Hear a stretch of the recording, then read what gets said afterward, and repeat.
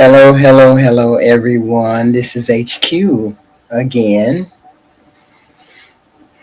Our topic today is what's wrong with me being a divestor? What's wrong with me being a divestor? There are many reasons why people are divestors. It could be that you're just divesting from the toxic ideology in the black community. Typically, the black women think it's spread by the men who hate black women who desire better for themselves. They desire better for themselves, for black women, and they only date white men. That's not particularly true. Divesting and swirling are two different things. Swirling means you actually date outside your race. That's what swirling means. Divestors, they deprive themselves of the toxicity that is in the black community. They move away from the toxicity. They move away from the stereotypes. And then they don't give support to the community anymore. I don't know whether they stay outside of the community or they come back into the community. Does that work? I mean, it would be interesting to find out. People think swirling and divesting are the same thing, but they're not. I wanted to hear from divestors. Why did you disengage from the community? Why was the community so toxic that you decided that you were just gonna not be there anymore? And I get it. One of the things that is a symptom, I guess, may be you dating outside of your race. But the divestors can be male and female. That's what a lot of people don't understand. They think divestors are just women. Divestors are men too. I won't say that divesting is the same as the passport bros. I won't say that, but maybe it could be. I don't know. It'd be interesting to find out whether you think the divestors are the same as the passport bros, right? Divesting also means you leave black men alone and only date white men. That's what people think. But that's not true. She's only, or they're only, not dealing with that particular aspect of their community anymore. And I saw this other day. It was Asian women. That B4 movement is almost like a divester movement, right?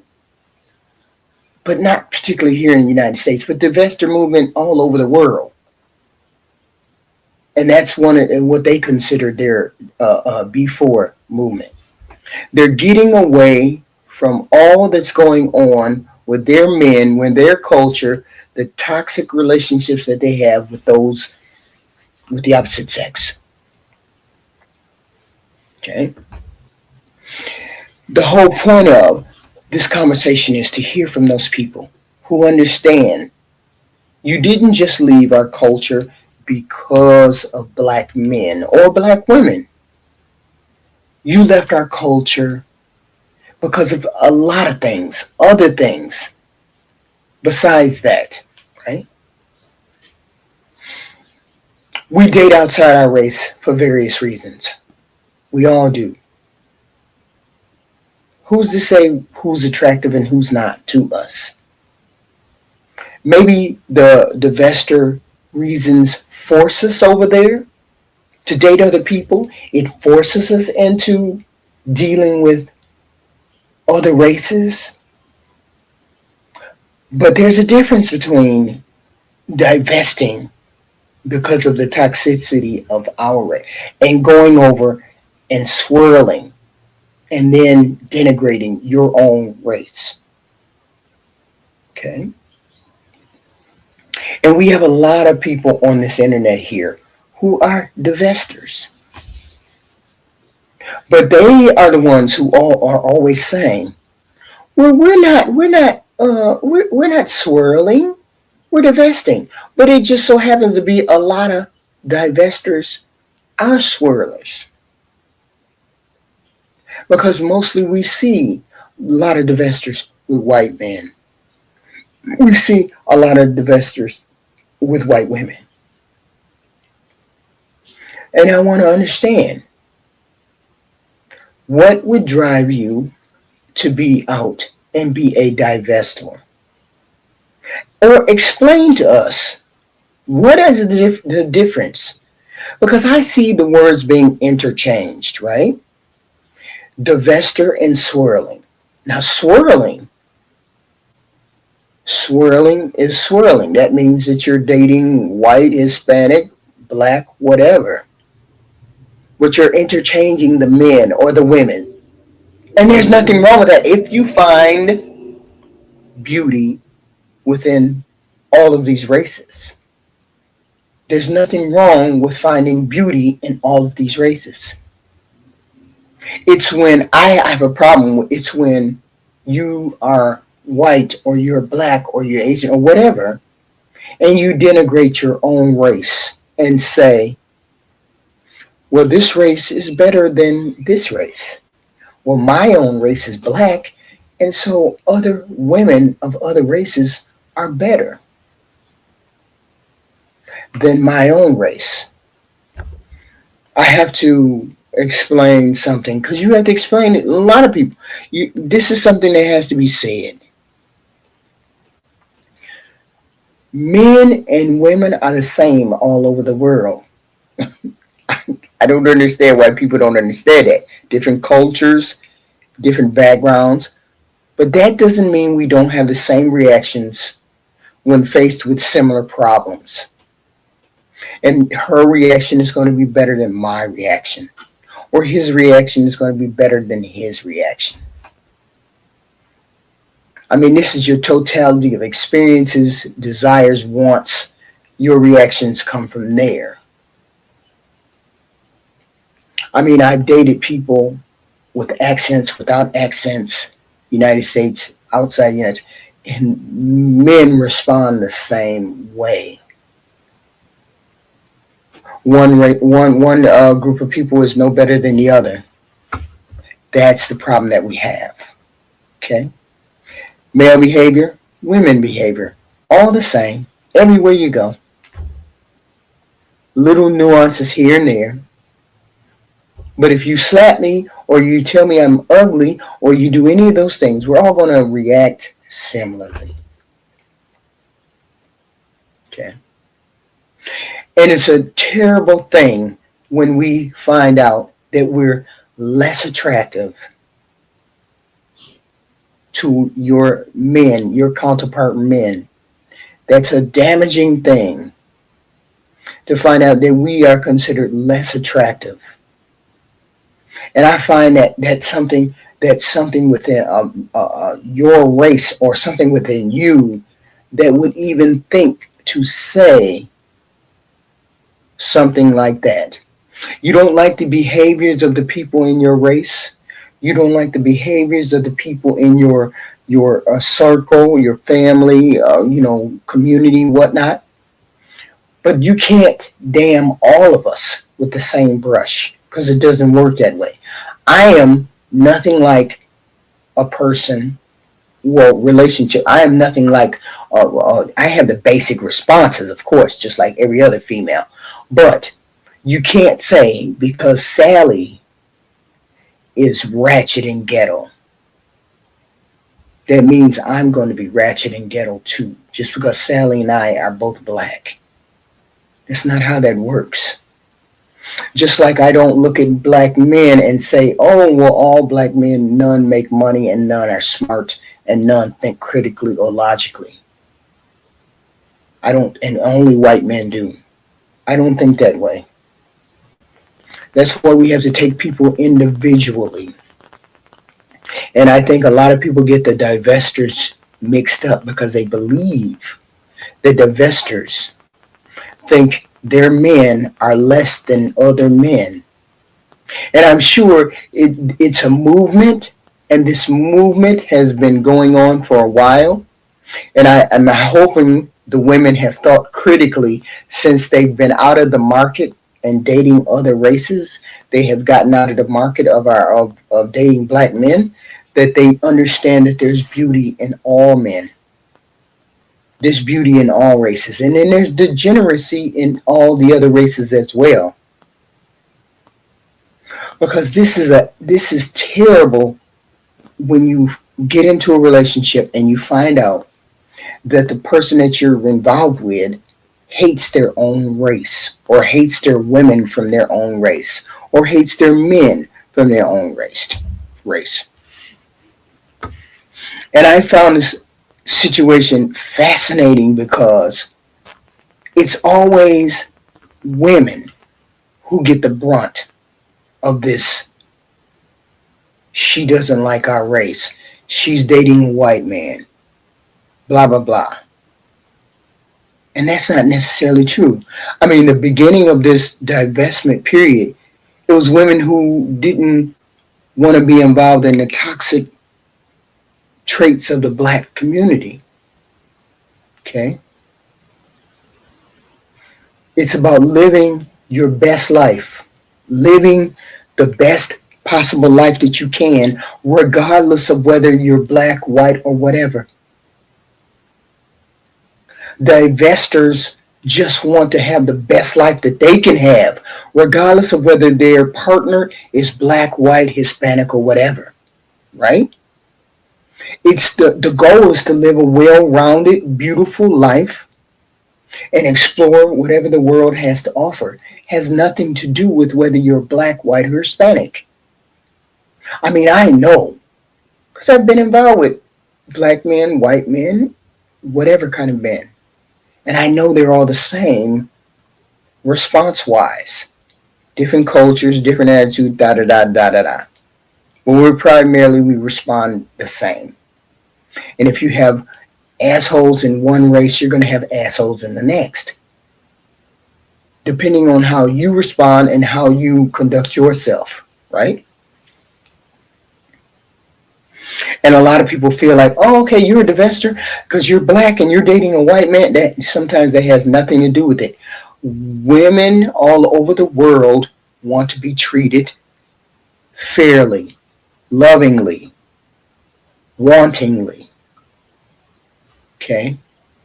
And it's not about whether she wants to be the richest on the block or the better than someone on the block, or it's never about that. People say, okay, a woman is hypergamous. Of course. I'm never going to lie about it. Never going to lie and say that's not the case. Most women are.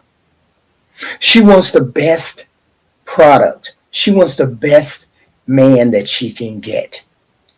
And there's nothing wrong with that. There's nothing wrong with wanting the best man, the best human being. The best human being. There's nothing wrong with that. Just like men want the best woman that they can get. And if that means that you divest, if that means you look elsewhere for that particular person, so be it. So divestors, swirlers, I'd love to hear from you. I'd love to hear something. And there is such thing as a male divester. Okay? There's a such thing as male divestors. So we'd love to hear from somebody who dates outside the race, who doesn't have a problem doing that, who doesn't denigrate their race, but they find interesting and exotic examples of someone outside of their race that they're just attracted to. Divesting from the community is not necessarily always negative. It's just people trying to get the best opportunities that they can, regardless of race. And I can understand that. I can understand that completely. But people say, "Oh, she's a divester. She's trying to get away from the black men. She's trying to get away from. He's trying to get away from the white man." I hear that all the time from the passport bro. Passport bro. Well, we just got to go overseas and we got to find somebody. That's not a major movement to find women. It's a major movement to find sex. But I'm not convinced that you men, passport bros, are going overseas to find women and wives. I'm just not convinced. It's not a convincing argument, because every time we get into a discussion or we go into a chat room where there's passport bros, most of them are there talking about sex, not trying to find a wife. But we have found a group of the divester women on the internet that are very closed off and hateful. Sometimes they're not open to talking about why they have hatred towards their own race, why they have hatred towards their skin tone. Not all of them are going to think the same. Not all of them are going to be the same or have the same reasons for why they left the community or want to leave the community. But our whole point, the point is to hear from a passport bro or to hear from a divester female to get a better understanding of why someone would just completely leave their whole family or their community and say, "I'm not dealing with these people at all." I remember going into I think it was the Vester's chat room or her panel, but I didn't get on the panel. I was just in the chat, right? And I was hearing such hurtful things regarding our brothers. I was hearing such hurtful things, being called tree barks or I cannot really remember what I was listening to. It was just so hate-filled. And I guess I never thought that I would hear that side of hatred. You hear hatred on this side from some white people who don't like black people. But I had never heard black people women who actually hated black men. I had never heard that until I got on that panel. I got in that chat room, I'm sorry. And I said, I didn't know that it was such hatred online. Is this what a divester does? Is that what is their room? Are their chats full of people who don't like themselves, don't like other black people? Is it a cult? Is it cult-like? And it's like you're chastised for not being on that side. If you're not completely divested, you're not completely full of hatred, you full of toxicity. No, I wasn't. No, this is when I first came to the internet. When I first came here, which was last year, about maybe a year and a half ago. And I was trying to find a community, trying to find somewhere, where did I belong? Did I belong? But I didn't know it was called divesters. I didn't know that's what it was. So I just followed.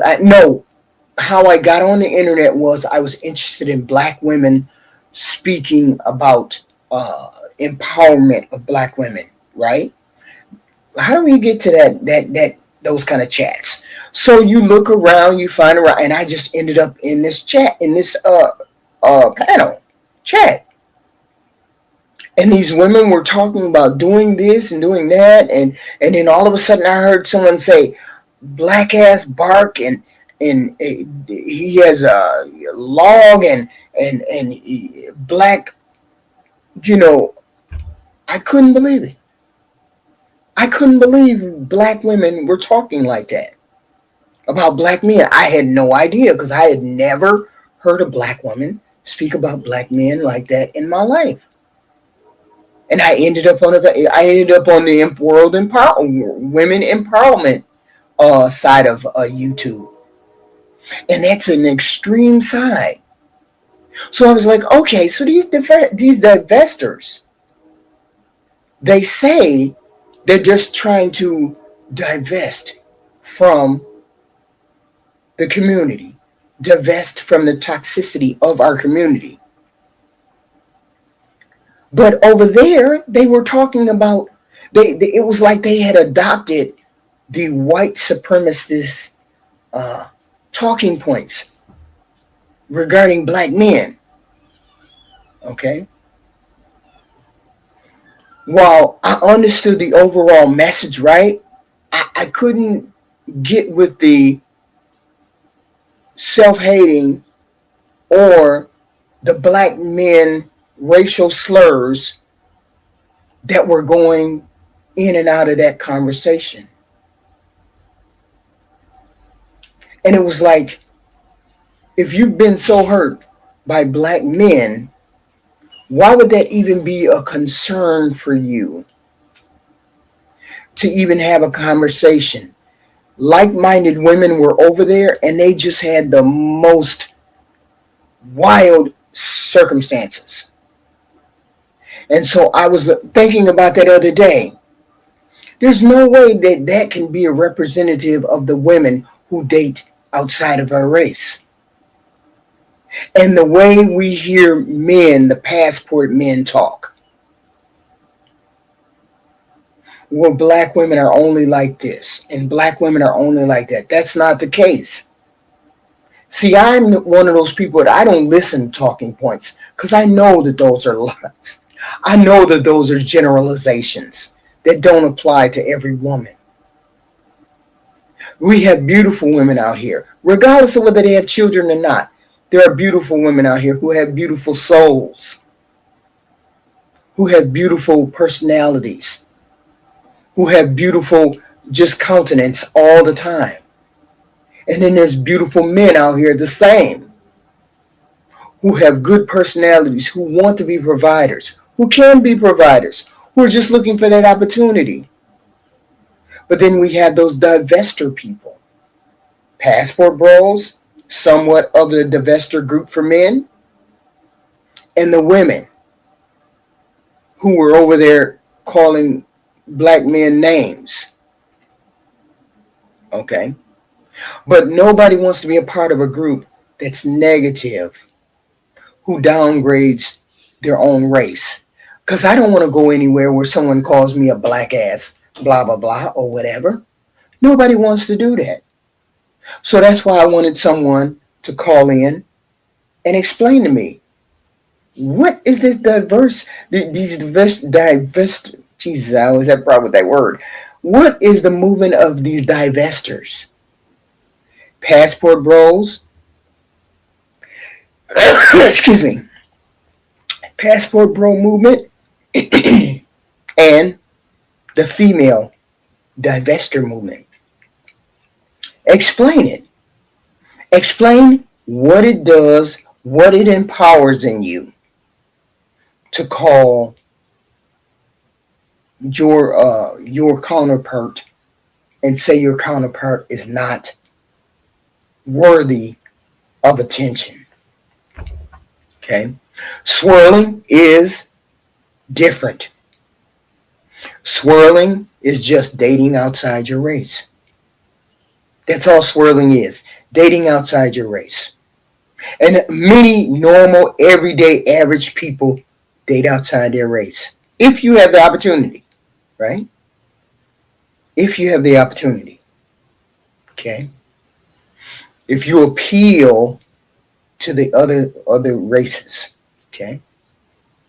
It just is what it is. Some of us have that opportunity, some of us don't.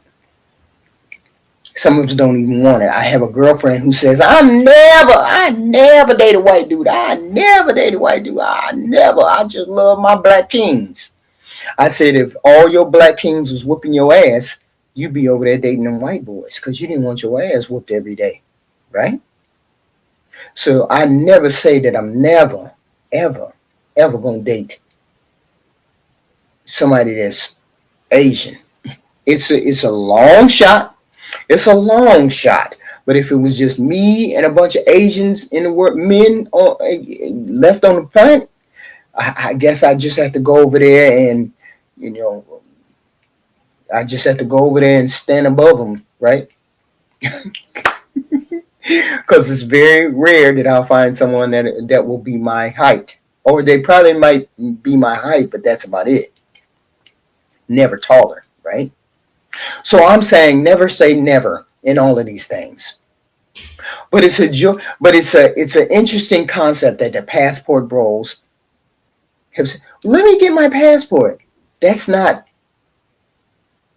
a deterrent for us. That's not a deterrent for women to act right. Divesting is not a deterrent for the men to act right. We have degeneracy in all races. We have people who act up in all races. So it cannot just be someone saying, oh, only women jump over there and date men outside of their race. Only women do that. Because we have it all over the place, right? We have it all over the place. And the problem is nothing. Well, I guess it's not a problem because it is what it is. All of us can find positivity outside of our race. Mm-hmm. All of us can do that. But the whole point is, are you denigrating your race just to go outside the door, outside and deal with someone else? Okay? If you're doing that, then I say you're misguided in your attempts at dating, attempts at making your life better.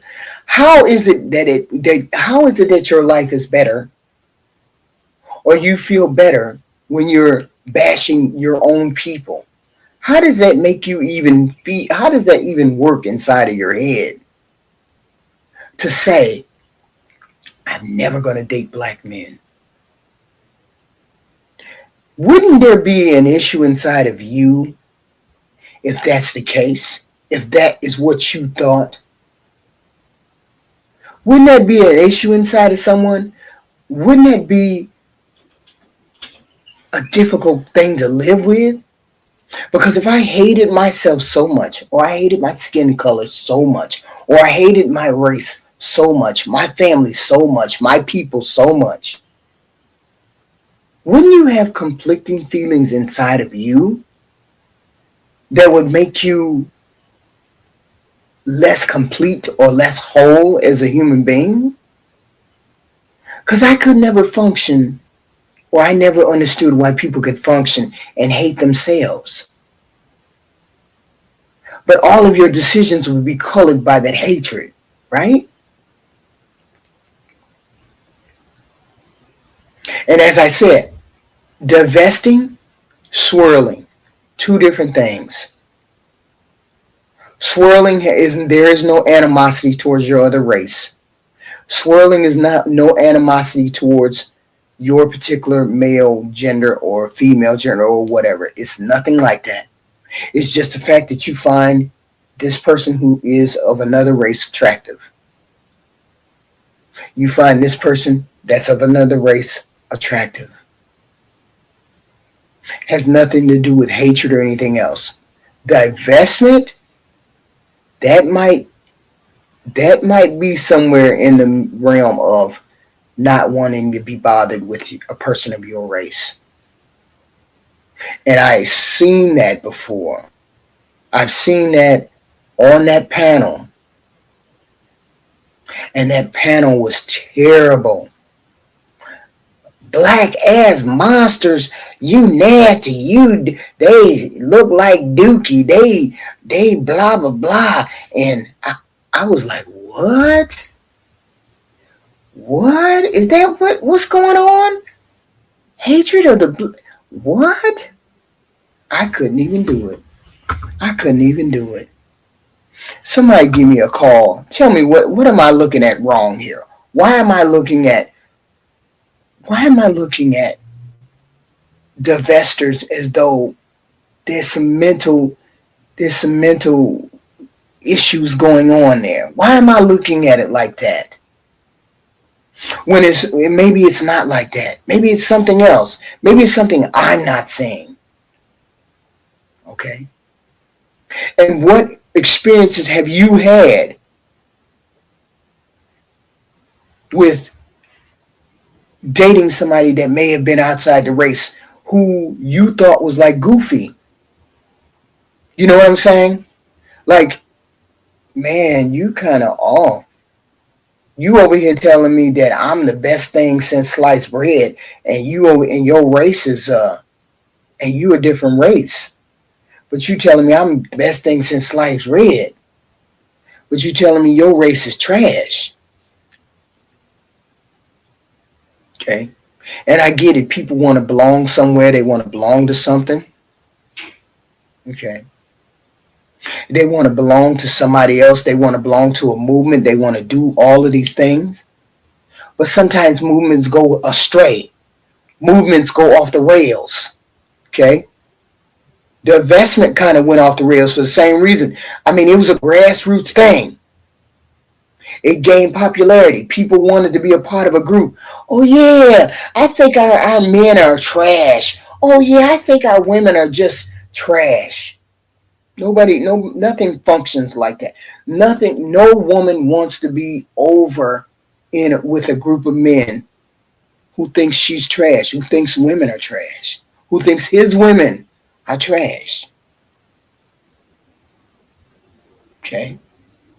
Nobody wants to be over there. And no man wants to be in a relationship with a woman who doesn't respect him,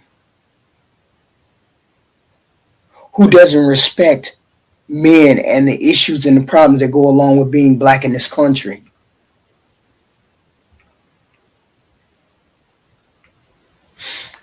And the problem is we are at a stalemate. We're at a stalemate. People think divestment and what is that one movement? Independent movement. They think it's the same thing. Or they think it's close to the same thing. Oh, she wants to be independent. She wants to be this, that, and that. So she wants to be free to do whatever. Yes, women just want to have choices. Just like men want to have choices. Men want to have the best choice that he can have.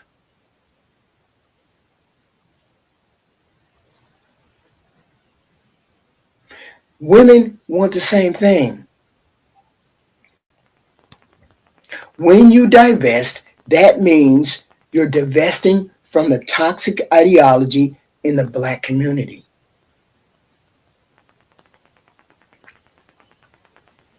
And it's not necessarily just black women, black men too. I think part of the passport movement is that same thing. Let me get out of the country because the black women, they ain't acting right in the country. They doing whatever they got to do. They don't know how to act. So let me get out of this country. And black men telling women, or black men telling their black women, that they're the least desired. No other races would want them. That they're the last choice for them. Nobody believes that bullshit.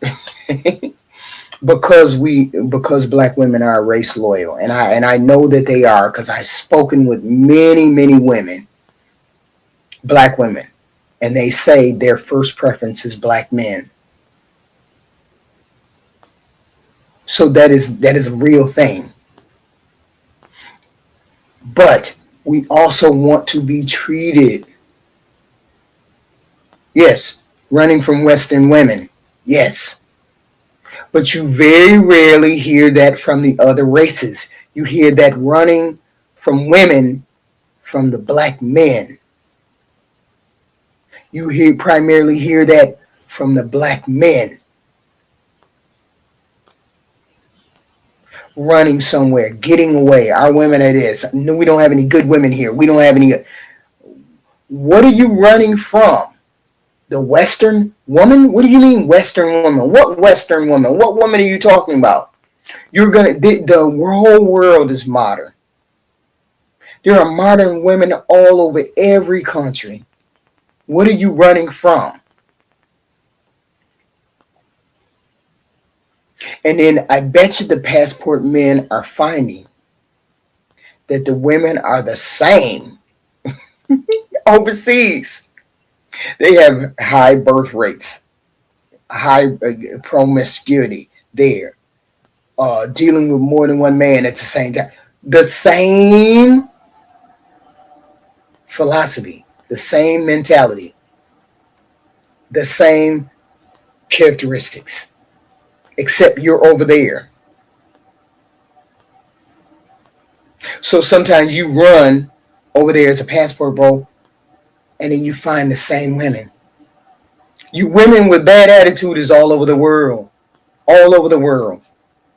Just like there are good women who have good attitudes over there, there's good women over here who have good attitudes. Okay. So I'm saying when you divest as a man, I don't mind you divesting as a man. Go ahead, do your thing, do your thing.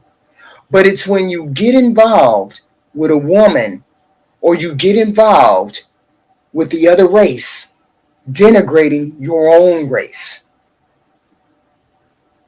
Okay. You can be a passport bro, but you find out that the women are the same everywhere. You have to find one that's not toxic. And you can find one here in the United States just like you can find one overseas. Just like a female who is a divester can find one overseas just like she can find one here. There's good people everywhere in every country, and there's degenerates over there too. But we seem to think it's always greener on the other side.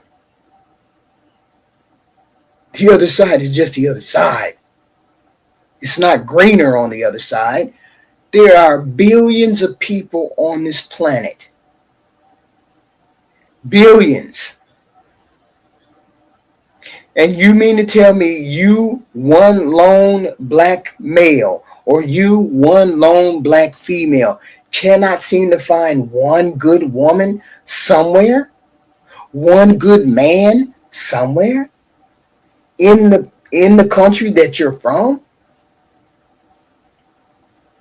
As I was explaining to someone last show, if you can't find one good woman, that means the problem is you. Because every female that you run into, every male that you run into doesn't have the same attitude, doesn't have the same software. We got similar software, but it's not all the same software. So if you say to me, all the women, they just want to do the same thing. They want to do this, that, and the third, da da da da da. And I can't find no, that's you. That's you. Because I can live in Atlanta and go to New York and find a decent human being in New York. Find a good man in New York who's making 50, 60,000, who's ready to get on my program, who's ready to get on the program, who's ready to do what he needs to do to be a provider. And he don't have all this red pill stuff in the back of his mind. He just want a woman. He just want a decent woman that treats him right, don't cuss him out, give him sex 2 or 3 times a week, cook him some food, all that, rub his belly, and all that other good stuff. If you can't find that, you can't find one woman that want to help you pay bills? No, that's what they want you to think. Look, this is HQ. Men think you get on their you like a man to think you get on his program. If you don't want to be there, you ain't gonna be there, and he's gonna do whatever he has to do in order for you to be there. That means he gets on your program. The problem is, men these days have a problem with doing that. That's why we have the divide that we do. That's the reason why we have the divide in our community. Men are saying, I'm not finna get on her program, even though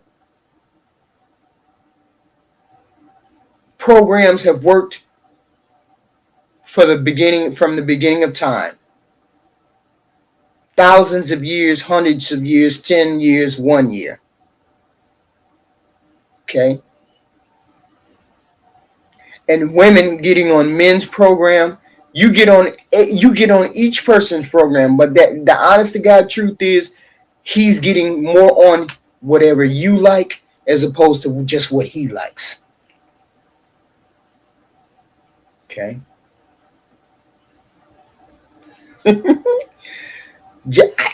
There's always a conversation. I have never thought that a woman has to get on a man's program completely, and I don't have a program. You think I don't have a program? You think we women don't have a program? You think it's all your program that she's getting on? What's your program? I would love to hear somebody's program. I would love to hear what you think. I would love to hear what you think is supposed to be your program and I'm supposed to get on that program. I'm just saying, that's not how the world works. That's not how that works.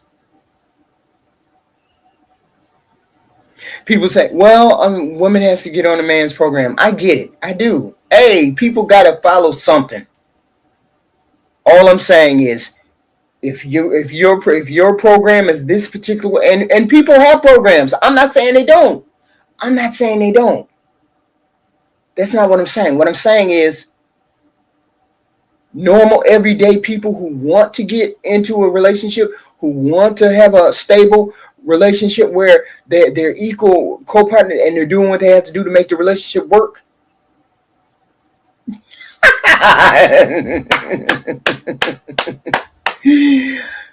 It's a program for both people. Both people. It cannot be 90% your way and 10% her way. It cannot be that way, because it never works. It has to be closer to 50-50. It has to be. There's no way for that to work. Because I know a strong-willed person, a man who is a strong-willed person, and a female that is a strong-willed person, they can be together as long as they understand there's a 50-50 thing that's going on. You have to give, she has to take. You have to give, she has to take. Vice versa. It never works. It never works at 90%. It never works with you as the man having 90% and the woman has to come over and do what you do. That it never works. And I guarantee you, if that's the way you run your relationship, somebody's unhappy. Somebody's unhappy. Right? A man provides the umbrella in which a woman walks around underneath. You provide the umbrella. If that umbrella is too small, you will lose that woman. Full stop. A man provides the umbrella. And a woman walks around underneath that if she wants his protection. But if that umbrella is too small, you're going to lose that woman. Especially if she is an independent woman Not independent as in I'm going to do what I want to do, but independent as in she works. She wants to be a complete human being. She wants to have contributions to society. She wants to have a say in the way their family structure runs. Full stop. If it's too small, it won't work. And and you have to have parameters. She has to have parameters, and so do you. But your parameters have to fit you and her, not just you. That umbrella has to fit you and her, not just you, not just what you want, not how you want it. She has to have a say in what goes on under that umbrella too. If she don't want to be under your protection, then she's not the woman for you. My husband provided the umbrella, and his umbrella was big enough where he knew I wasn't going to talk back to him. He knew I wasn't going to buck up to him because I'm not that type person. The way I'm talking to you all right now is the way I talk to my husband, because he was not the type of man that you bucked up to. You don't talk crazy to him. You don't say any of those things. He had he was always one of those this is the way it goes, and then I would say, okay, I don't think that's going to work, dear, because blah blah blah. And then he would say, "You want? Is that? But I want it this way." And I would say, "Well, we can't have it that way because of this."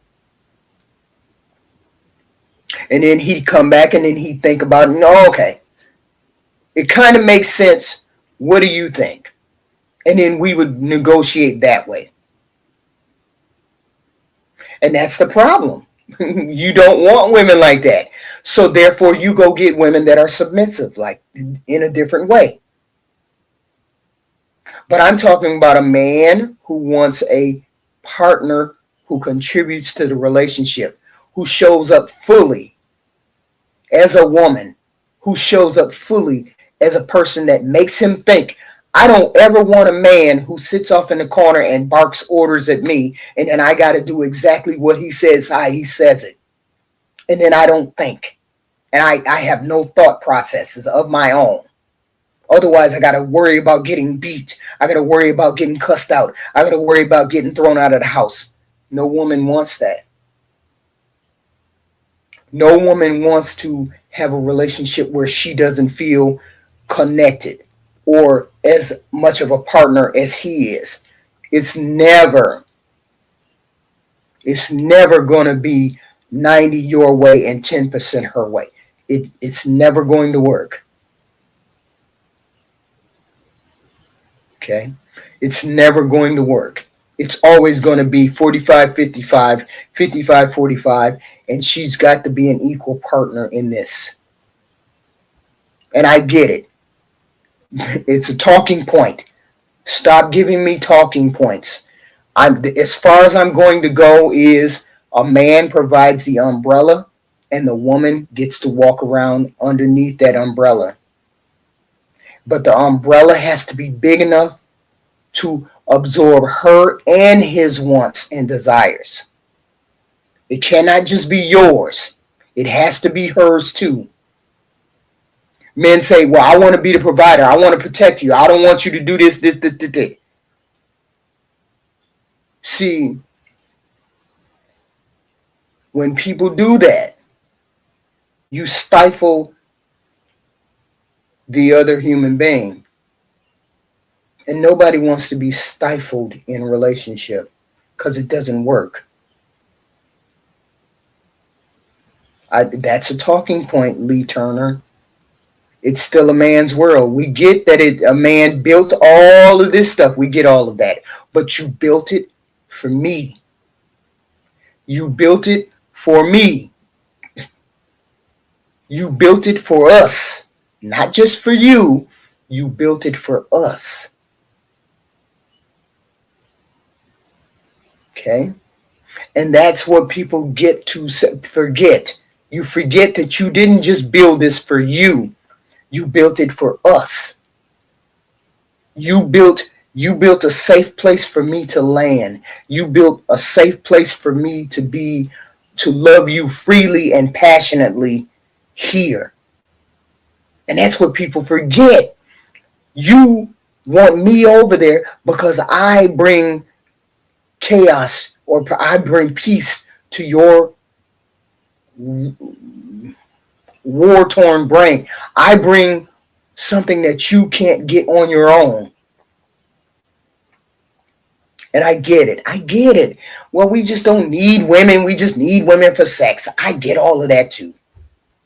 But I think a lot of you all resent the fact that you have to have us in order to do what your function is to procreate. It's like you resent us. You resent us women because we have that power.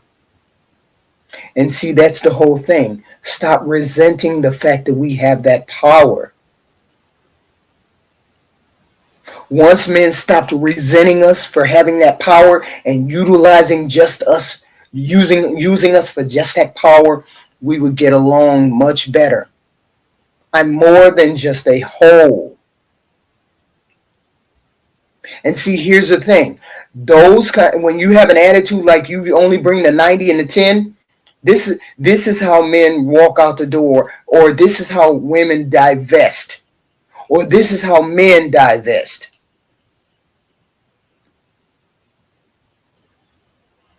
Come up and have a conversation through the Fire podcast, TJ.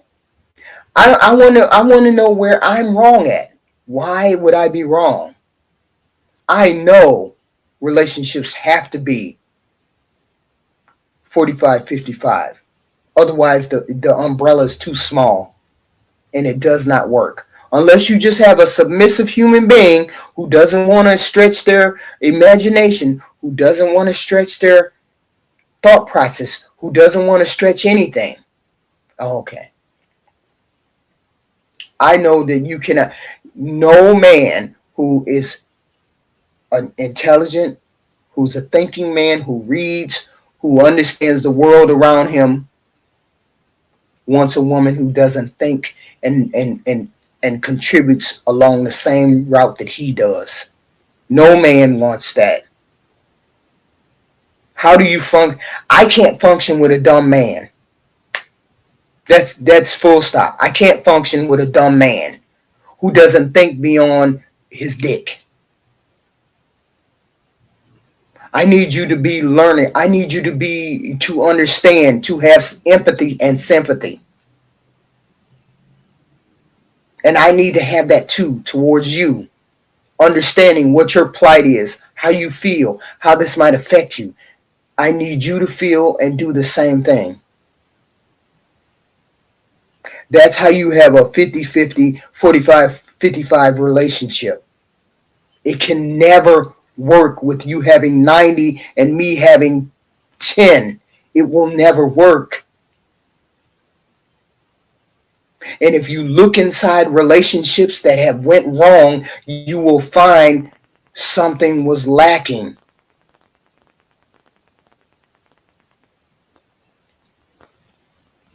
Something was going wrong. This is why we have, for some god-awful reason, we have people in our community thinking, oh, well, let me jump over to the other race. You're going to find what you're looking for in the other race because that's what you wanted to do. That's where you wanted to jump. But you could have found the same thing in our race if you would have looked and your umbrella was big enough.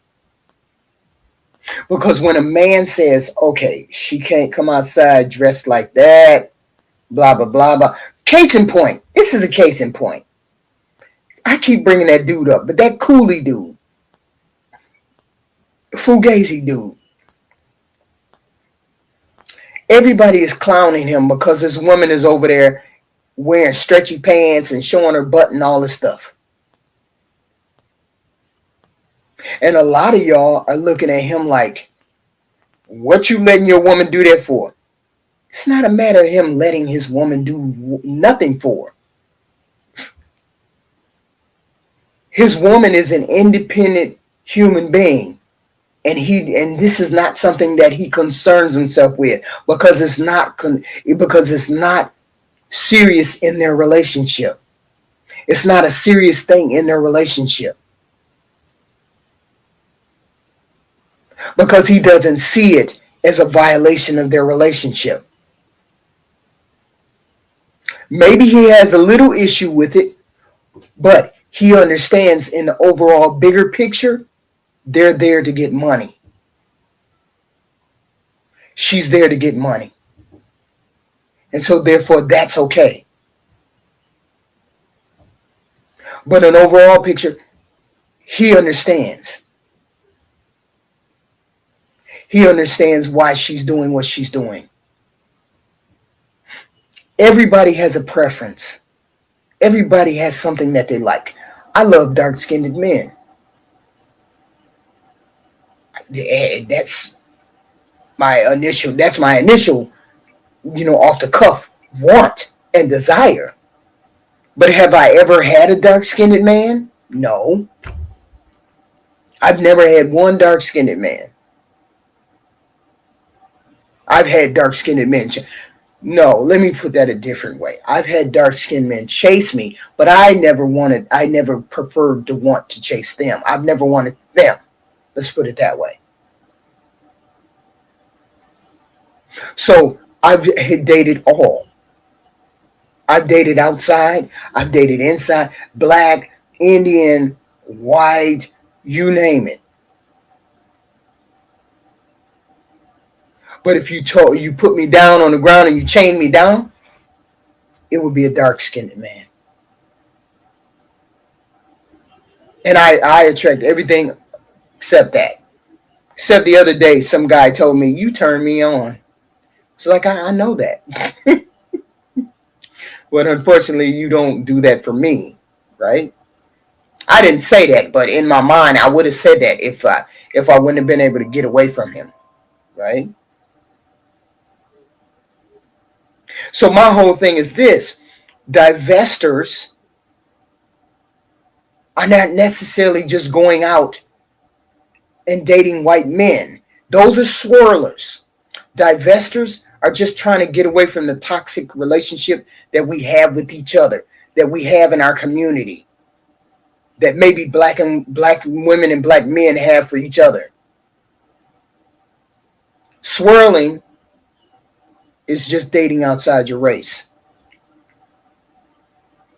And the closest thing I can think is maybe passport bros and those really hardcore divestor ladies that are on that side. That's the only thing I can think. I wanted to hear from someone who might know, why do we divest? Why are we divesting? Why are we not talking to people within our race without jumping out and having something bad to say, toxic about the people that we deal with? But it is what it is. But we never know, because people date because of certain things. They date for different reasons. When you go out there and date, I expect men to say, well, a black woman never wants to get on the program. Yes, she does. She does.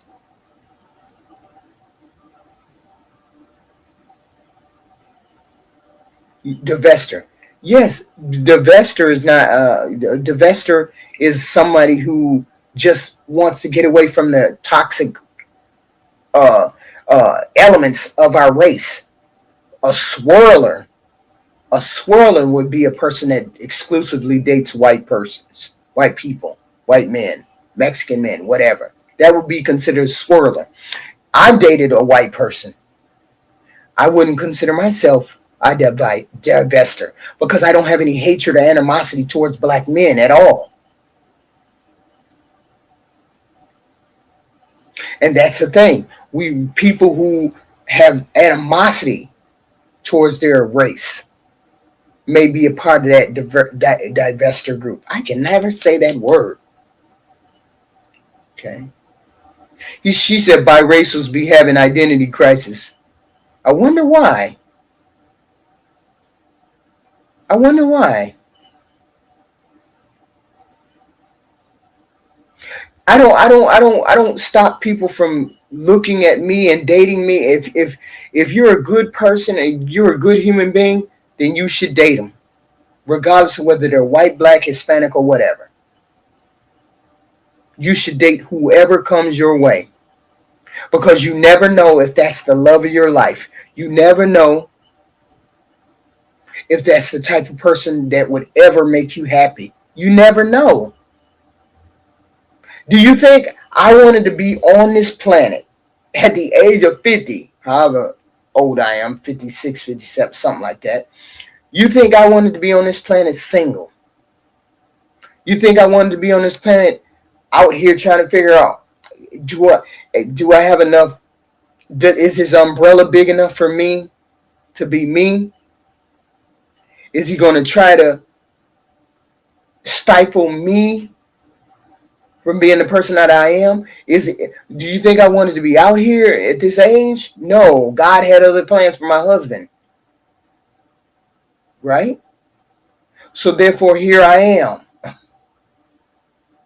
Here I am trying to navigate, God has all kinds of, God has plans, I guess. Higher power has plans for me. Higher power has plans.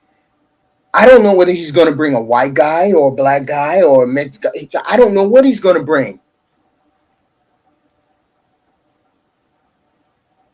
I don't know what he's going to bring to the table for me. I'm saying I don't have any animosity or hatred towards my black brother because I go out and date somebody that's white. I date if a person should date if that person treats you nice. Like I told my girlfriend, she said, I ain't never gonna date no black man. She said it to me a couple weeks. I ain't never gonna date no white man. I never do that. And I said, what if all black men, every time you got near them, popped you in the eye? What if you got punched in the eye by every black guy that you ever got near? Wouldn't you stop going near black men? So then you would date somebody that wasn't black because you wouldn't want to get yourself popped in the eye, right?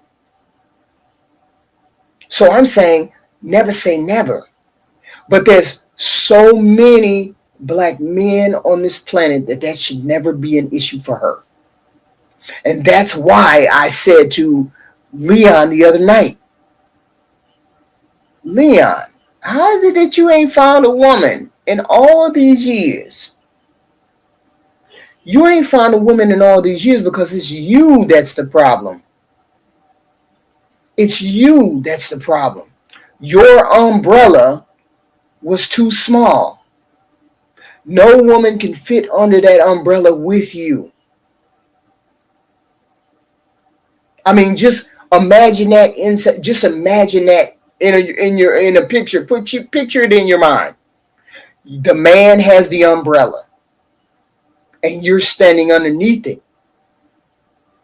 But the umbrella is so small that you got to stand right next to him and do what he say. Don't move. Don't talk. Don't wear no. Don't let your titties hang out. Don't let your ass hang out. Don't say this. Don't say that. You gotta be submissive.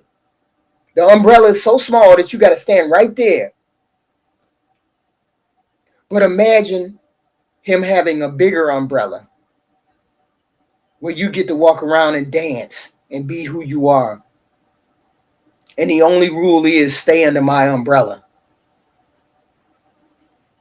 That's the way I look at relationships. That's how I look at relationships that work and ones that don't. When the man's covering is too small for the woman, she's going to buck underneath it, and he's not going to be able to keep her.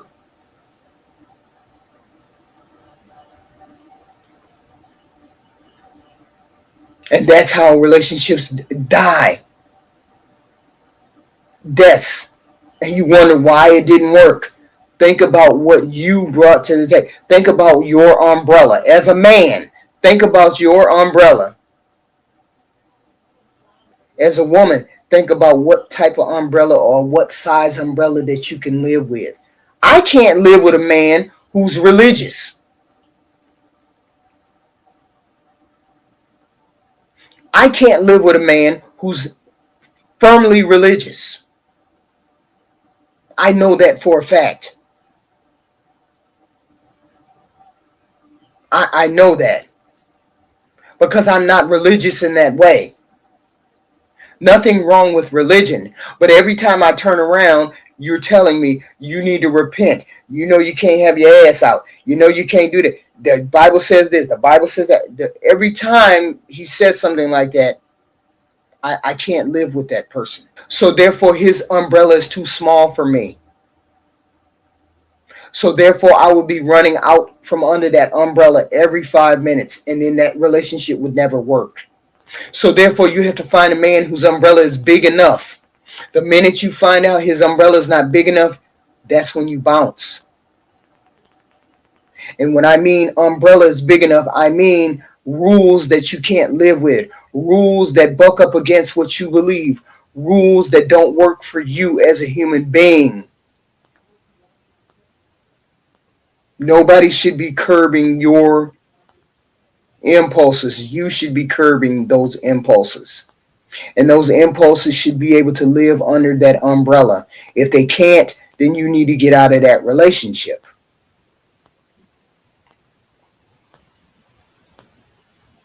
And people say, well, men are toxic because they have the what is that called? The red pill, the red, they do this and you got to do it. No, those talking about, I have not seen one man on this panel that can show me that this red pill stuff works. I have not seen one man who can show me that you can give me 3, 4, 5 of those red pill points and a woman is following those red pill points. We know it's not working because that goofy coolie is over there and he's not following the red pill talking points that he's been saying. And you can't tell me he ain't happy where he at. Cooley happy over there.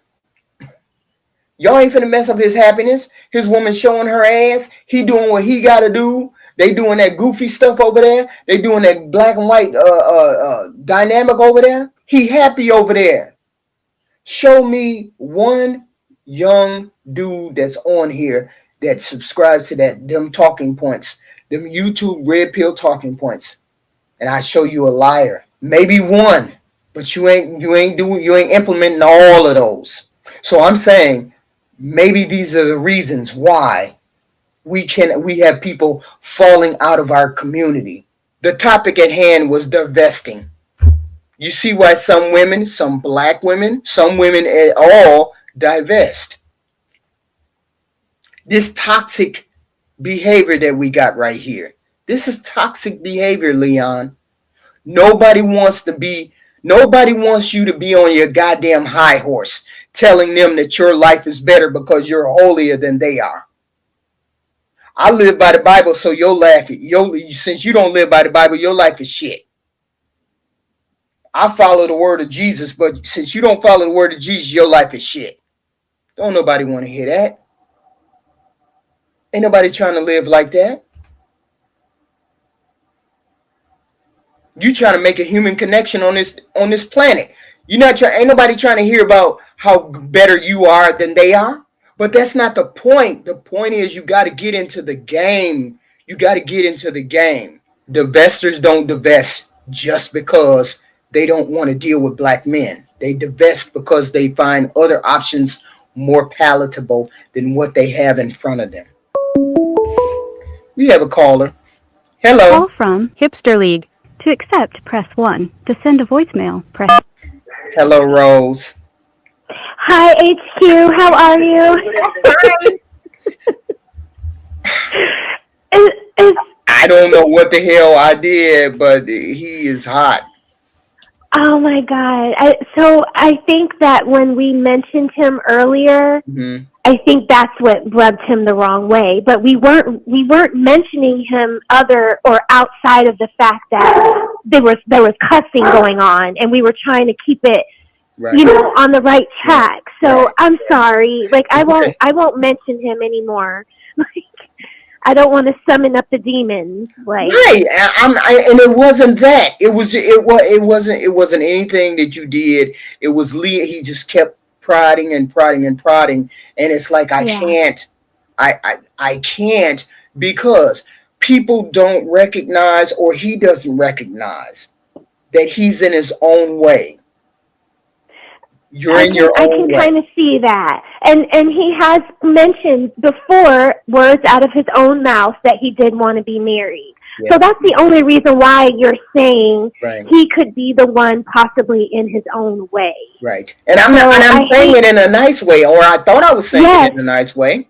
No. Yeah. It's just because he's not listening to understand. He's Right. listening to like Respond. have a talking point. Yes. Yeah. And to So attack me, and I'm like, why are you attacking me? What's going on? right. It I doesn't need to be personal. No, it Right. wasn't. Right. Because I know if someone says to me, well, HQ, you did this or you did this or you did this, I would at least consider that Right.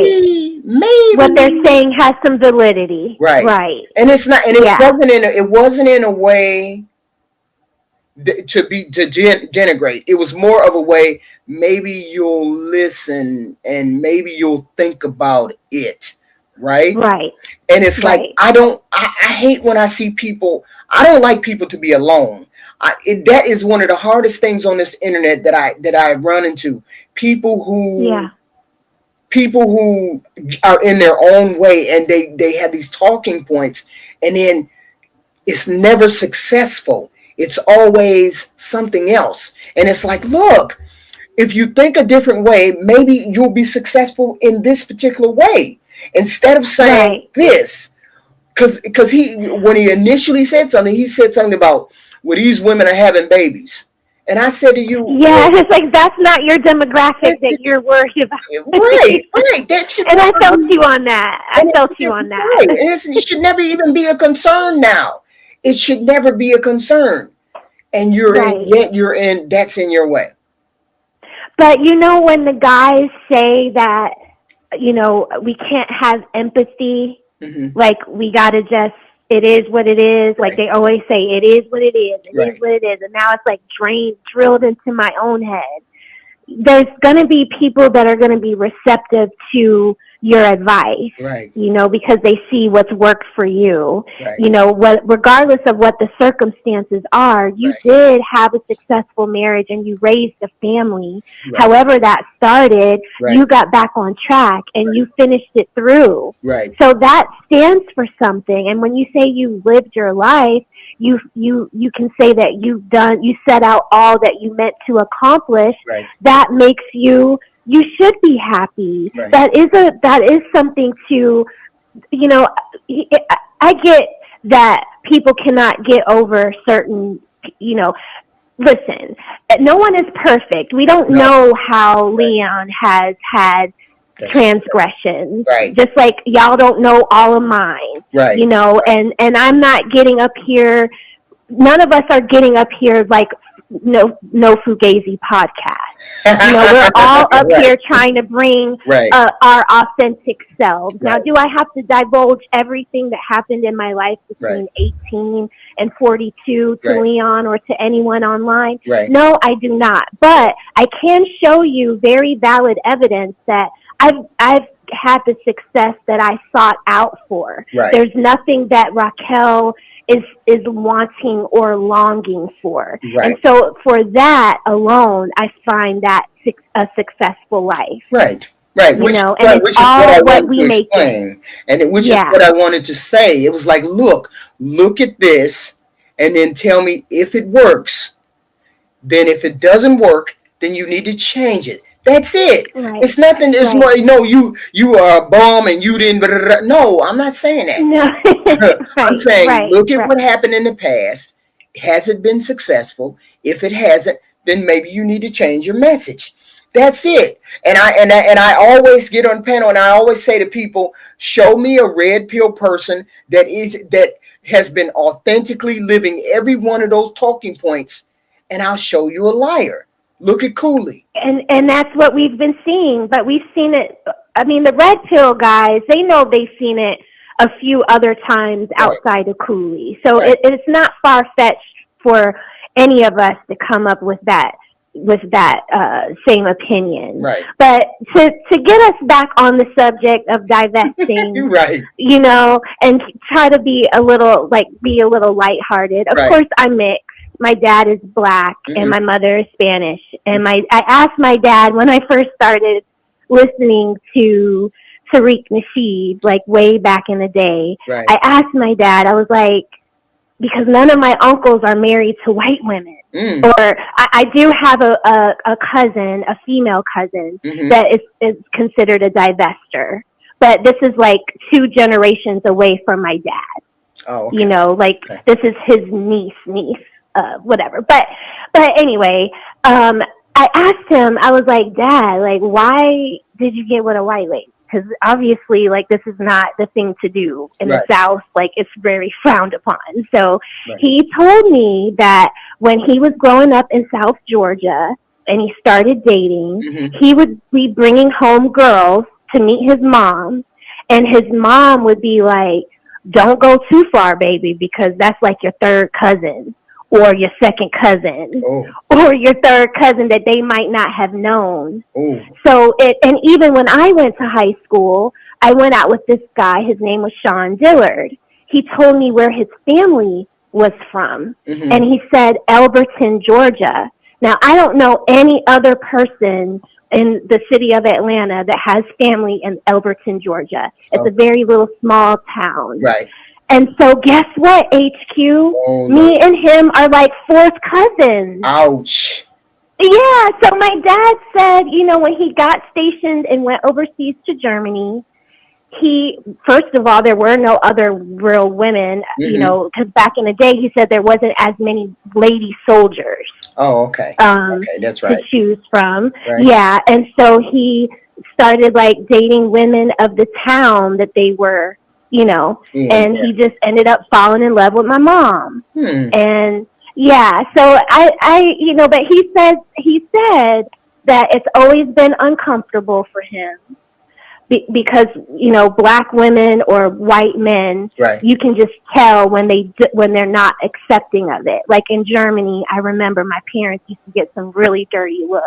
Oh, wow. And yeah, but yeah, that's why he did it. I definitely think, like, I've seen my dad's web browser. I know he finds black women, you know, sexually attractive. So yeah, it wasn't never nothing like that.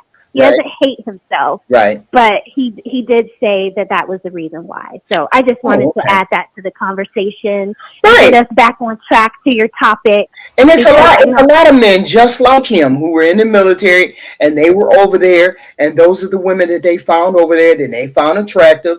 And it's a lot of people out here who are divesting, as you call it, divestors. And there's nothing wrong with that, as long as you're not denigrating your race. Your own race. Yes, agreed. My dad never told me, you know, my dad told me one time, he was like, you're not like your mother. Right. And I didn't understand what he meant by that. What did he mean by that? Well, because my mom was like trying to grow me up like in this Josephine Baker reality. Like, you know, the world is beautiful and the world will love you, and the world, we don't see color. And, you know, like my dad was like, no, you are not like your mother. And I never got that until a Spanish boy called me the N-word while I was summering in Spain. He was a college kid and he came to the pool and he was like, what is the N-word doing in the pool? And I didn't know the word in Spanish. I didn't get it. But as soon as he said it, it was like an eruption came up, like of all the adults at the pool. They started cussing him out, and my grandfather came downstairs and knocked his teeth out. It was really, really, really like, because I didn't know what was going on and I didn't know the word. Mm-hmm. But after that, I understood what my dad meant. And I want to say to men that have daughters, don't talk to them in riddles. Say what the fuck is, say it straight up. Right. Because I didn't get that until, you know, I could have been better prepared if Right. my dad would have just said, the world is going to look at you as a black woman. You Right. can't think that you're a Spanish lady like your mom. Because, Right. you know, it doesn't matter how well you speak it Mm-hmm. or the traditions you take. They're not going to look at you the same. And my grandfather told me, you can come to Spain for summer love, but don't think that these boys are going to marry you. He told me that at like 12 years old. Yeah. Oh. Yeah. But then still, like, I didn't get it because my dad never, you know, drew the dots for me or connected Right. the dots for me. So you're saying Yeah. that the dots should be drawn. You shouldn't just let them jump out there and then have the world roll over them. You want them to be prepared. That's Yes. Okay. Yes. If my dad would have broken it down for me, I would have understood way before what those dirty looks were about or been prepared for the guy to say some shit like that. right. But yeah. Yeah, and it's a good, and there was a discussion on a panel today, and then they were going back and forth about, well, that person not black, that person not black. I don't care how you slice it. People are going to look at you, the majority or the dominant society is going to look at you either black or white. They're going to look at you and say, Right. okay, this person's black. So why are we trying to separate each other because somebody's lighter than or mixed or whatever? See, I take people how they come. If you say you're white and you're a good person, I'm going to live with you and I'm going to deal with you as a good person. You mixed, I don't care whether you're mixed. If you say you're black, then I'm going to accept you as you being And black. you've always been that way. You Right. were you showed me a lot of grace. Right. Like when we first were introduced to each other. You But I asked me, never are you looked black? at you and said, oh, that ain't no black girl. I never looked Right. at you and said, that ain't no white girl. I always look at you and said, when you said I was black, I was like, okay, cool. That's what she is. Boom. And I appreciated that because it just turned everything else so ugly. But Right.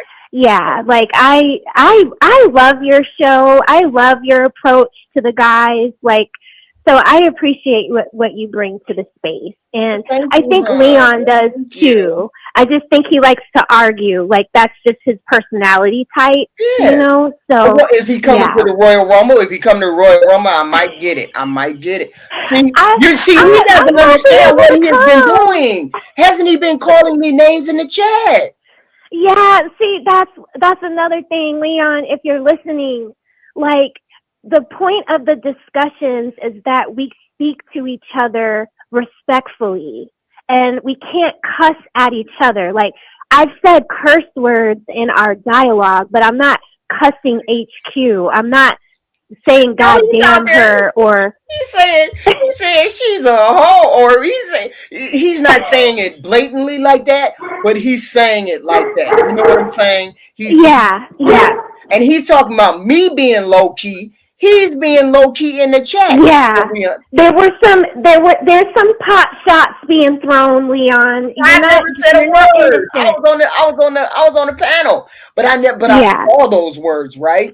So my whole Yeah. thing is, look, we want to be respectful, have good dialogue. No, I'm not trying to hurt you. I'm not trying to say anything out of pocket with you. I'm just saying, look at the choices that have been made, and maybe some of those choices have not served you well. That's all we're saying. We ain't saying anything else.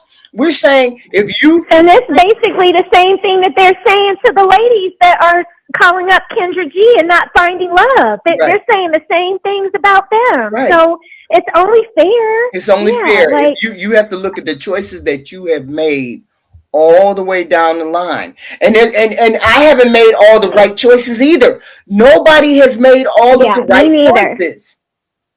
Right. Like I have tattoos. I used to have a tongue ring. You know, I used to be a bar service girl. Like, come on, y'all. Like, it's not like we have not, made exactly. No one's up here on a high horse. Right. And we Right, cannot do that. right. We cannot look at each other's lives and say, my life is way better than yours. We can look at some of the Right. choices and say, well, that wouldn't have been a choice I made, or I wouldn't have made a choice. But it's called correction. We have made corrections. Yeah. People have made corrections. And you have to give people grace for making corrections. And when I said to Leon, maybe some of the choices that are wrong, that you've made in the past, maybe you need to change those, and maybe the direction may go differently. You didn't want to hear Yeah, that. I I'm don't. not attacking you. Yeah, I don't think that's rude. I don't think that was rude. It's just a observable observation. Like Right. we're just observing. Like, Right. and it's just. I think anybody would give you that advice. Right. You know, even if it was a therapist. Right. You know, like you got to try something different to get another kind of result. No, sorry. And I guess I don't think it. Yeah. Yeah. Okay. Well, I don't want to hog up any more of your So time. somebody I wanted love to your give me show. one more call. So I'll give Okay. you one more call. But thank you, Raquel. Thank you for coming up and You're clarifying. welcome. Thank you. You're very welcome. Okay, bye-bye. Love you too. Bye-bye.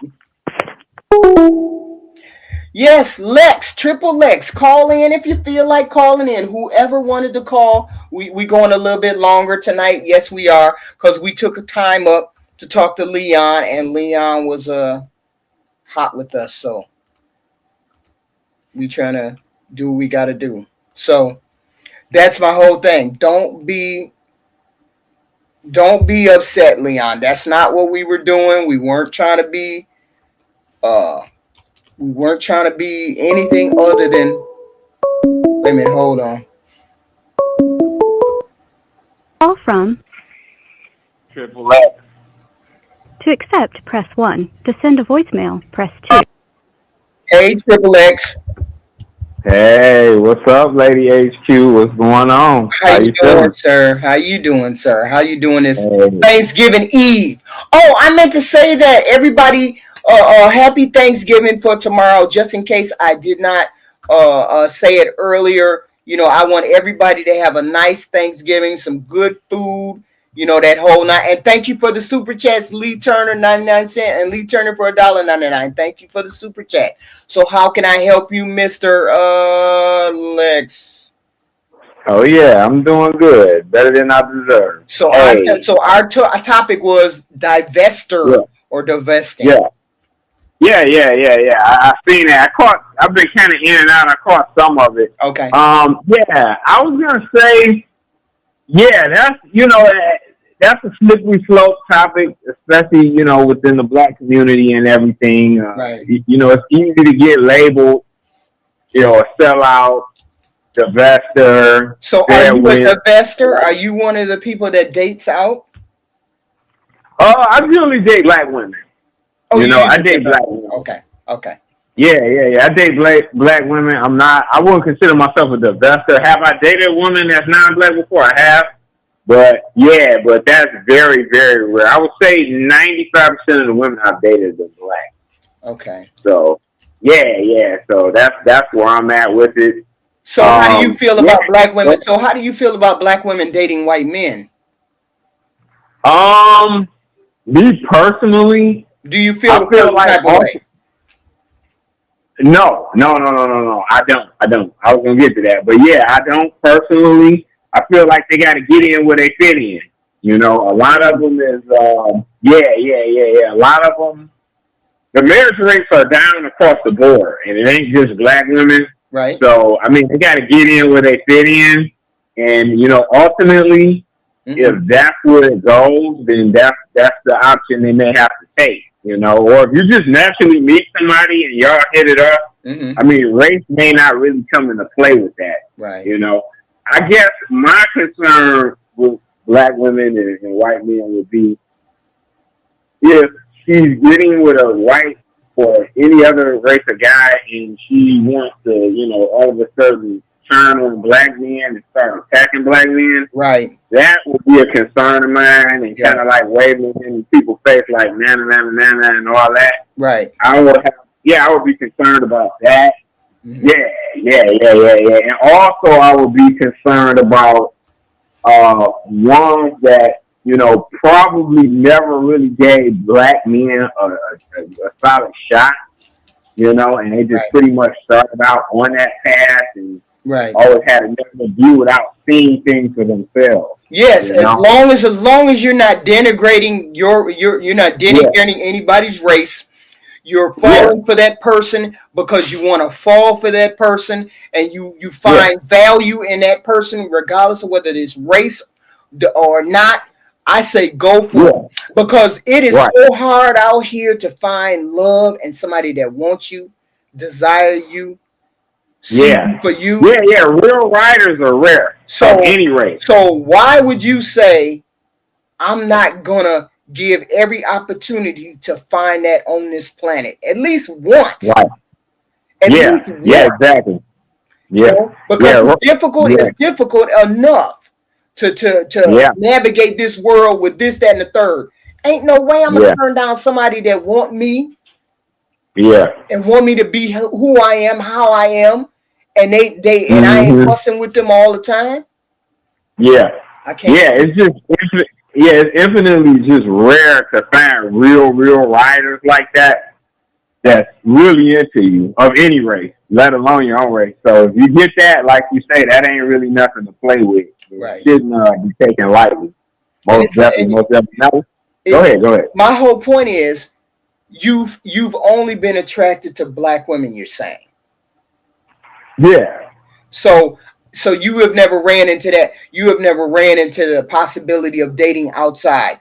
If you had the possibility, would you do it though? I mean, if I had like some Carmen Electra looking like, or Jenny McCarthy looking like, I mean, damn, or like Kelly Bundy circa 1989 looking like, I mean, that would be hard to turn down. It's safe to say, HQ, most black women would take that opportunity. Those are super bad chicks. I mean, I put them up there, with the baddest of black chicks, man. The Layla Stein, the Holly Berry. I mean, but like most guys will take that opportunity. Yeah, but you found primarily everything that you desired in the black woman. Absolutely. And there's nothing wrong with that. There's nothing wrong with that, because you can be attracted to any one of these people at any given time. Color, creed, it don't matter. At any given time. The whole point is, are you going to take that opportunity to be loved and to be cared for, regardless of race? We just primarily happen to be around a lot of black people. We just happen to be in the presence of a lot of black people all the time, in which that's what we find our heart's desire within that group that we're around all the time, right? So we've never had the opportunity to jump out there and deal with another race. But that don't mean we wouldn't do that if that opportunity arose. And exactly. Because hey, I'm sure you found some non-black guys attractive. Yeah, Jason Momoa. Are you nuts, Jason Momoa? Right. Would you go out with him? Would you go out with him? Shit. Yeah. Come on now. All right then. That's everybody. Hey, look. Let me put it this way: if a prime Carmen Electra pulled up, Jason Black going out with her. Tariq Nasheed going out with her. Let's be real here. Let's be real. They going out. Like, if they're single, they going out with the girl, man. Ain't nobody like, no, I'm cool. Right. So my whole point is we gotta figure out a way.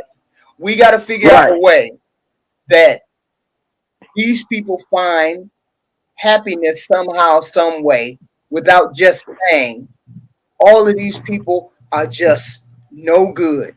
If all of these are no good, then try looking for, like I told somebody the other night, you don't like black American women? Try Jamaican black women. Try Asian black women. Try mixed women. Try something else. If you're attracted to black women, there's black women all over this planet. Yeah, I mean, It's a quick thing I want to ask HQ. Well, why gotta do my man Leon like that, man? Sometimes people get me out of my body. That's all I'm gonna say. You gotta be a Sometimes player get like me out of that, my man. body. Hey, That's this is the way I am most of the time. Yeah. That's an old school player. Old school players from the Himalayas. Come on, now.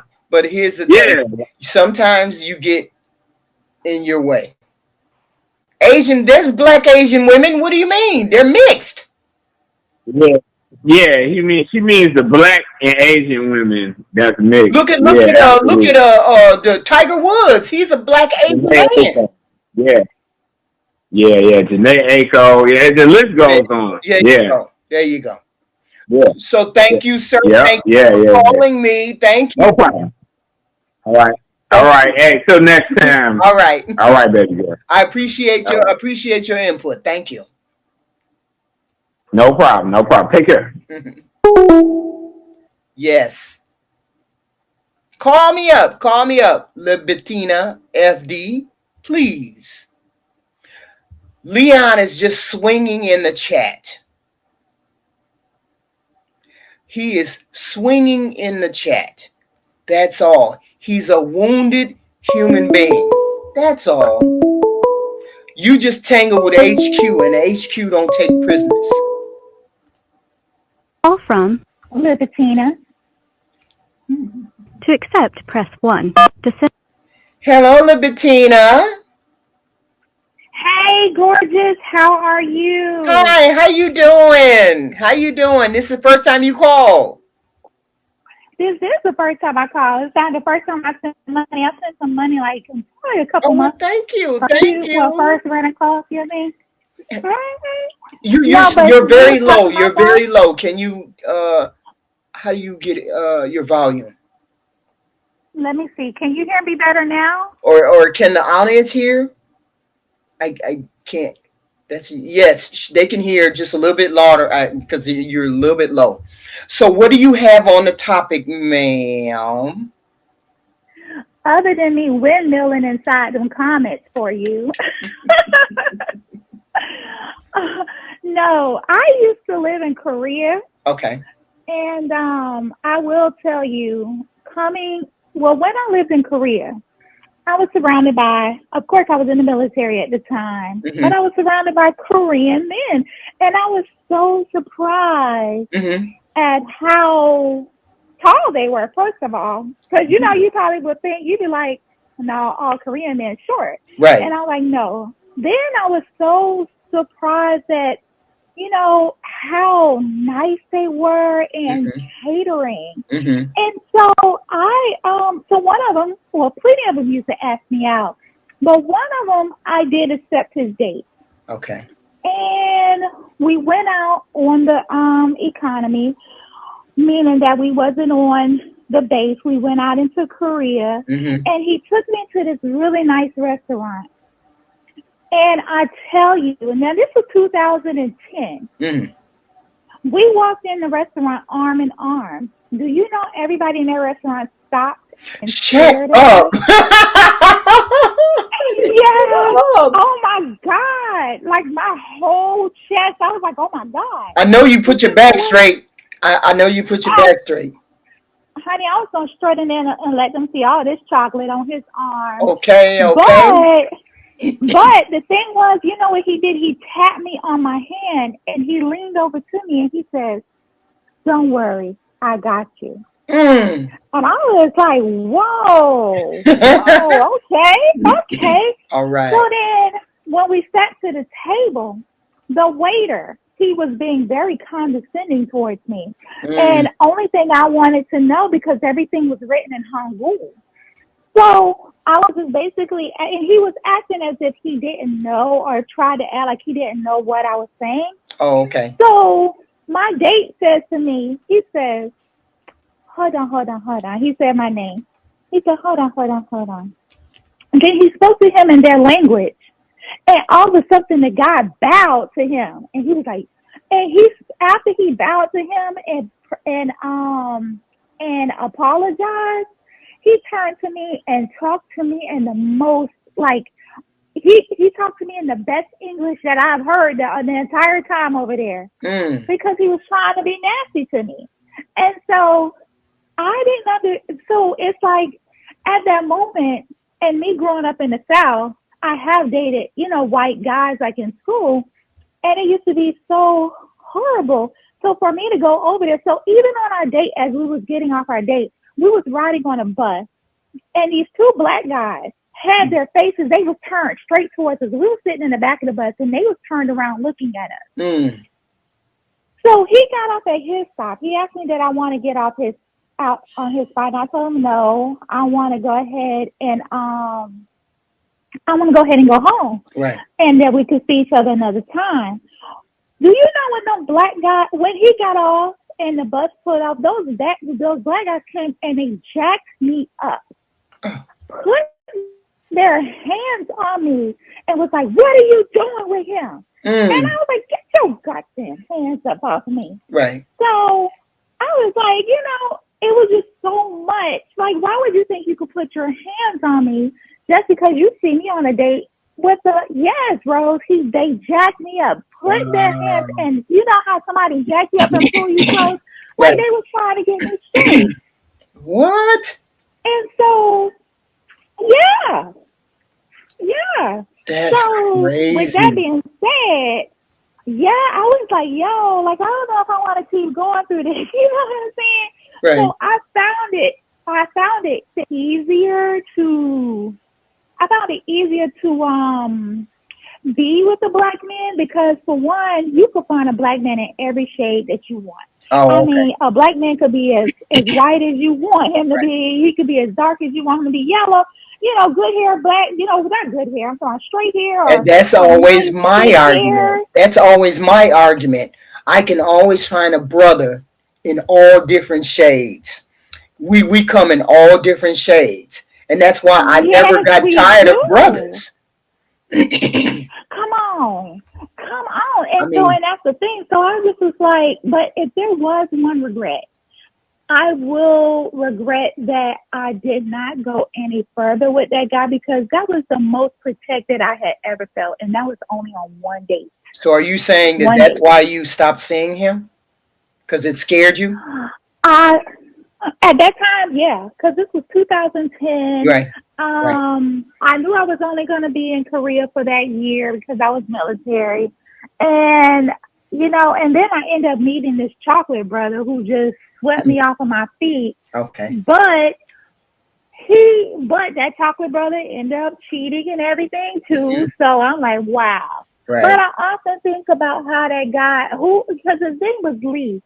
And when I called back over there, I ended up finding out that he was one of the top lawyers over in Korea. The guy? The guy that went on a date with you? The Korean guy, yes. Oh, wow. That's why he could walk into any place. And that's why he was like, no worries, I got this. So when he checked that guy, I believe he let him know, do you know who I am? Oh, wow. And so Yeah. you never had an experience like that, or wanted to go back and see whether anything could have came of it. You never even thought about doing that. Well, the thing was, and I'm now retired from the military, and I've had another life outside of that. Right. Like Levitina is just my name on YouTube, but Levitina means funeral goddess. Okay. It means funeral goddess because I'm a mortician. Mm-hmm. And so that's why. So now I've built up another life, but will I want to go back to Korea? I would love to go back to Korea because I enjoy my time in Korea. Mm-hmm. And somebody mentioned about Japan. Yes, I love Japan. Like, I'm a woman who have been able to see the world. But I'm with what the guy said prior, that don't put down your race just because you want to be with another race, or just because somebody in that race chose you. You know, that's not a cool thing. Just go and enjoy your life and live life with no regret. So this one question. Why do you think these men attacked you? What was their point in that?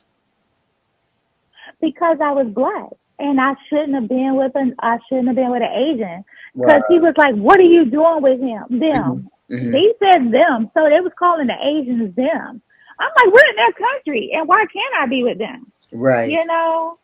That So was a I was terrible. stationed at Camp Humphreys, Andrew. Andrew Fain, that's so crazy because Fain is my family's last name. Uh-huh. So yeah, Oh wow. but but yeah, it's because I was a black woman, Hmm. and they felt a black woman should not have been. Yes, they were strangers, and that's the thing. Like all of us were soldiers, and That's like they was like in the crazy. next unit. Right. But yeah, like why would you do that? And why didn't you do that in front of him? You waited till I got by myself to put your hands on me. Right. Right. And that colored the whole thing. But at least he was a gentleman. He took you on a date. He cared about you. You separated on good terms, and then you have this terrible experience with your race. Well, at least your Yes, race didn't color your whole dating experience, because that's terrible. I mean, you understand that love is love regardless of whether they're mixed yes, or not mixed. The world has so many problems and issues in it. Why would you hold another person back from loving a person regardless of whether they're white or black or whatever? Because like I tell right. people, I could be, if I got locked into a room and it wasn't nothing but Asian men in that room and I would be in that room forever, I would have to pick an Asian man. So Yes, the whole point is you gotta love who wants and cherishes and desires you.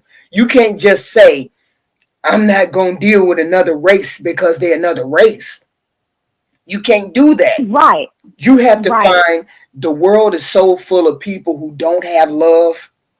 If somebody said they wanted to love me and they were of a different race and they had all the qualifications that I wanted them to have, there wouldn't be no way that I would be hesitating to fall in love with this person. Thank you. And then let me just address, because it looks like the real book said, did they attack you or did they try to little twist you? First off, they put their hands on me. So it don't matter what. They Mm, had no right to put their hands on me. So don't even try to comprehend what what was their reason behind it when they put their hands on me. They had no right to put their hands on me. right, right, So don't try to find a reason and why they did that. That's not fair, and you're negating how I felt for trying to understand how they feel. but it's How they always feel something shouldn't even different. matter. But it's always something Right. different when a black woman dates outside. The men feel some type of way. But we are not, as Yeah. women, supposed to feel some type of way when they do it. Because usually, Yeah. usually when we do it, we're just doing it because we want to fall in love and we want to do this, that, and the third, and we want to be cherished. Yes. Usually, when they jump out, 9 times out of 10, is something wrong with the black woman. That's why I went over here to this agency or whatever, Yes. right? And that's the Yes. difference. That's the difference between us as women and them as men. It's like Yes. something has to be wrong with us in order for us to go out, but it's not something wrong with you when you go out and denigrate your women and your race. Right, because it was nothing about denigrating anybody. I Right, I got asked out on a date. right. I accepted it and I went. And And that's yes, it it. was in Korea, Andrew. It was in Korea at Camp Humphreys when they jacked me up. Right, right. Mhm. All because she felt like she wanted to go on a date and she felt special enough to go on a date with this man. After the end of the Yeah. date, she gets attacked by two brothers. And it's like, Yeah. it's always like a moment of, it's like a issue of pride with black men. Yeah. It's like we're not denigrating you because we go out with a white man. That's not why most women do that. We don't do it like that. We want to be treated right and correct and lovingly. We don't do it Right. because, oh, I can't stand all them black men, so I'm gonna do it. That's not how we think. That's not how we do things. That's not how Right. that And then works. the thing was to be a forgiving person when you have overcome so many things by like I haven't turned off men because of being attacked or because I'm being, I'm saying cheated on or being hit or whatever. I have said, okay, that was that man. It's Right, not going to turn me to women. It's going to turn me to, okay, now I know how to choose better. Don't get myself inside right, um, get myself inside certain situations and just know that that person was a sick person who did this to me or whatever. Not all people. Right. So Right. that's the thing, because I could easily say, oh, well, black men did this, that, did that. No, it was that particular black man. Or it was that person right there. That's the one who was doing that. Right. Right. So, And we know how to make that distinction. You got to know how to make that distinction that not all black men do that. It's a case by case basis. That's it, JM. See, it is. And you just want to find somebody to love you, to cherish you, to be on both of y'all program, not just my program, not just his program, but both of our program. I guarantee you, if you got a program and 90% of that program and she only got to get 10% because you want her to be on your program, it's not going to work. It's not going to work. You need to both need to have a program, and you both need to be on board with each other's program. It cannot just be his program. People say, well, you got to get on his program. I get that. He has to have an umbrella, and that umbrella has to be big enough in order for me to walk around it, dance around it, and do what I need to underneath it. It can't be so small that I cannot function as a woman, as a complete human being underneath it. What do you mean? Yeah. What I'm saying is this. A man has a program. He has a program, and his program is an umbrella. How good his program works for you is how well you can function underneath it. Are you how with well me you so could far? submit to it? How well you could submit to it? So if he has a small umbrella and you have to stick close to him, you got to do everything he says. You can't move, you can't think, you can't do nothing, and y'all got to stay under that umbrella because the umbrella is too small, then that a relationship is not going to work. But if the umbrella is big enough where you can be yourself, have opinions, have thoughts, be able to contribute, be able to be loved for you, that umbrella is big enough for that to happen, then 9 times out of 10, that relationship can go further. You understand what I'm saying now? Yeah, I love that. So that's what I'm saying. A man's umbrella has to be big enough for you to function as a woman underneath it, how you want to function. It's under his protection, but he has to understand that you're an individual too. And you want to stay under his umbrella, but you also want to be yourself under that umbrella too. You ain't lying, because if you have a big enough umbrella, you don't necessarily have to be all up on him. You could walk right next to him in unison and still be covered by that umbrella. That's what I'm saying. That's what I'm saying. I love that. But if the umbrella is too small, that's it. You can't be under his covering. You're going to want to walk out from underneath that umbrella, and it's not going to work. That's all I'm saying. Think of it as an umbrella. Some part of you gonna get wet. Right. Some part of you gonna get wet. Right. And he's gonna be upset because he's gonna get wet. Or however you want the analogy to go. That's what I'm saying. The umbrella has to be big enough. And most men, and I'm saying my husband's umbrella was big enough where he knew I wasn't going to walk with my booty out. He knew I wasn't going to cuss him out. He knew I wasn't going to buck up to him. He knew I wanted to help contribute to the house. He knew I wanted to raise children with him. He knew I wanted to be a good wife. He wanted to be a good husband. So we walked under the umbrella. His umbrella was big enough where I could be myself. And he didn't have to say, don't you do this and don't you do that. He already knew I wasn't going to do that because his umbrella was big enough where I didn't have to flex myself. I could just be. And he didn't have to beat on his chest. I'm a man. Right. I'm a man. Right. He just said, right. Nah, baby, I went to him. When I needed something, I went to him. And me and him, we converged. We talked under that umbrella. And we came to a consensus because not being under the umbrella Was not an option. Aw. It wasn't an option. So thank you for calling. Thank you, hon. Yes, I'm Thank you glad for you listening contributed to this me. conversation. Thank you. Absolutely. I love you. And, I love you, hon. You know what? What? I wanted to ask you a question. This is my last question. Yes. Because, okay, so I was thinking about one time, because I know how you do like the dating pool roast. Yeah. And when I tell you, listening to all your roasts for this past I'm going to say about 8 months now, Mm-hmm, mm-hmm. I'm like, I want to call in, allow you to look at me and roast me and let me know what all I need to No, improve. I would never do that. I would never do that. Honestly, when I tell you that's something, because that's something kind of like what, not even comparing you to Kevin Samuels. But that's Like, only he in would fun. That's be- only in fun. I don't. It's only in fun. When I when I But like it's to give helpful. regular advice, I like to give regular advice for real. I'm not this way. Yeah. I'm only this way because we're on the YouTube and we're having fun, and life is so serious. I hate to have serious. I like to have fun. So I mean, when I want to have a regular serious conversation, nobody's wanted to come to me and have a serious conversation as to what you have.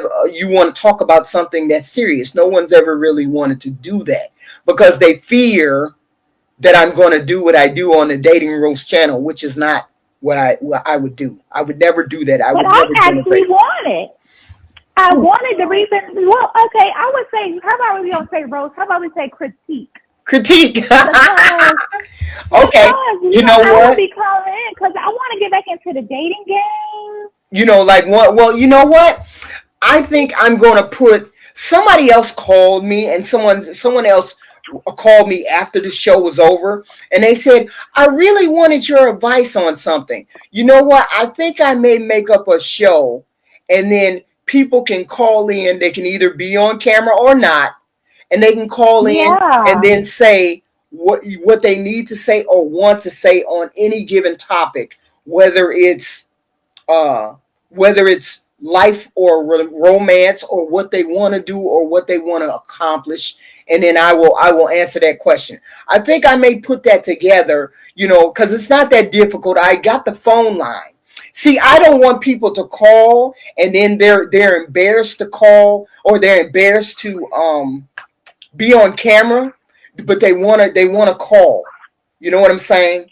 So ask them, do they consent? Just say, do you consent to be on this on the Right. camera or Right. not? But well, I don't think they're gonna be too embarrassed to call. I never Think really about wanted it, to 'cause dive I into want it it because from I don't, because I'm. It's a serious topic. People have Yeah. issues and things that they want to address, and I hate to have people on camera. That would be a personal thing, but I mean, I might think of it, and I might test it out like next week, maybe on a Tuesday or a Wednesday, and say, hey, if you guys want to call at 4:00 or something, and then talk about it, and maybe we can be on camera if you want to. If you don't want to, we can do something else. So Okay, I mean, I'm down for it. Like I said, because I want to get back into the dating game. Okay. And I just really want your opinion. Okay.